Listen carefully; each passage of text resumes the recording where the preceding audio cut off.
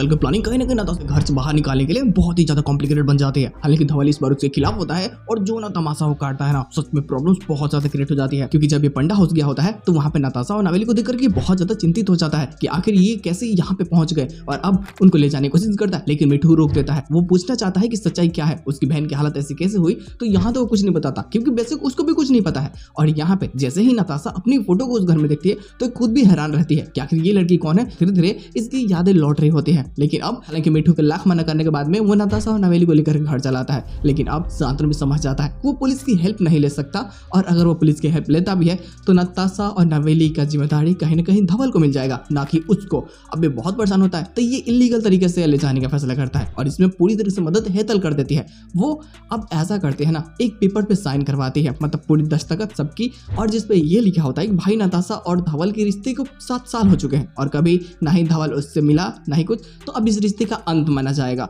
और कोर्ट भी इस चीज के लिए इजाजत दे देता है और अब धवल से ये पेपर पे बस साइन करवानी होती है। लेकिन अब कहीं ना कहीं प्रणाली को भी सब लोग समझा देते हैं कि नवेली तुम्हारी बेटी नहीं है, जैसे तुम्हारा बेटा बंटी हुआ तुमने नवेली का ध्यान रखना छोड़ दिया था, तो प्लीज ये आंसू बहाना बंद करो, और सब कुछ खत्म हो जाती है उसके दिल से भी।